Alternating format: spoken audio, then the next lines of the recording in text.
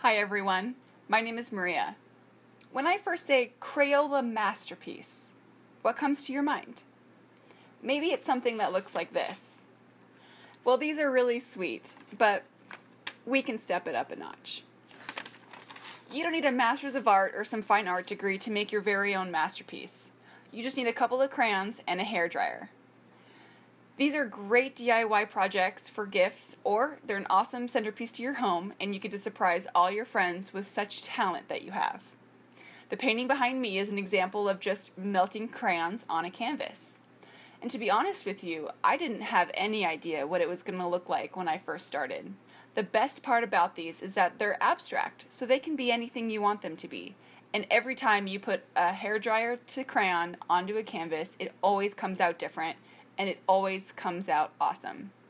So if you're interested in making your very own Crayola masterpiece, let me show you the materials that you'll need and some of the techniques that I've learned along the way to help you get started on your very own masterpiece. So your first step is to gather your materials. You're going to need Crayola crayons, some scratch paper, an X-Acto knife, drop cloth, canvas, and a hairdryer. And that's everything that you need. So now that we have all of our materials gathered, let me show you just a couple of techniques that I've learned. I'm not going to show you how to make one entire picture because it does take a little bit longer, but just a couple of simple techniques that I use that you can use on your own masterpiece.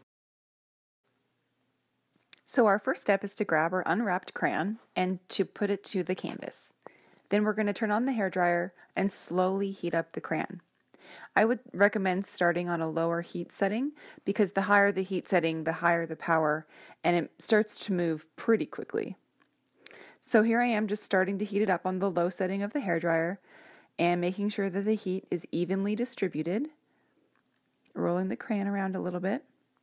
Once you see that you can start to make what looks like paintbrush marks with the crayon, then you're probably ready to start spreading it out a little bit, and you can just manipulate the angle of the hairdryer and it makes these cool little lines. And then sometimes you'll get puddles, and my favorite technique is just to splash the crayon in the puddles and to make those really cool splatter marks. So you can continue that with the same color, or like I'm doing here, I can just grab another color, and I decided that this was going to be a really colorful piece. So I'm going to start heating up this red. It doesn't take very long for the crayon to warm up, and so once it starts to look like paint on a brush, then you just start moving it around. I usually start in some sort of a circle pattern, and usually the heat from the hairdryer will just make the crayon go in whatever way, and that's where I start from. I kind of let the painting just make itself. Of course, adding a bunch of little splashes in there. Sometimes you can make lines like this or other shapes. It doesn't always turn out in the end exactly what you planned, so I wouldn't recommend trying to do a certain design or anything, just something more abstract like this here. Because during the entire painting, you're going to be using the heat and the colors are going to be constantly moving around. Always changing shape. The painting definitely comes to life. So now we're going to skip ahead a little bit, and just to show you how fast the crayon can move with the hairdryer, it's literally doing that on its own. I'm not putting a bunch of pressure on the purple crayon. It's just going wherever it wants to go. So I'm just following those lines and making some of them thicker and thinner and letting the heat really just make the painting for me. As long as you can just scribble a line with a crayon, then you've pretty much got the technique down. And whenever you add colors together, they always seem to blend together well.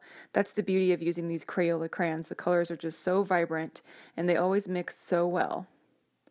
Sometimes they break a little bit, and that's fine. You can turn that into a puddle or just start again. And you can just fill in the spaces as much as your little heart desires. And that's it. And those were all the techniques that I used, and I combined them in different forms and fashions to get pictures like the one you see behind me. For another example for you guys, I made this. This is a little bit more autumn and fall colors, reds and oranges. And I do love to put the white on top because when you splatter the white, it makes this really cool effect, giving it kind of more of a 3D look to it. So just using those techniques that I showed you before, now you can make your very own Crayola masterpiece. Have fun.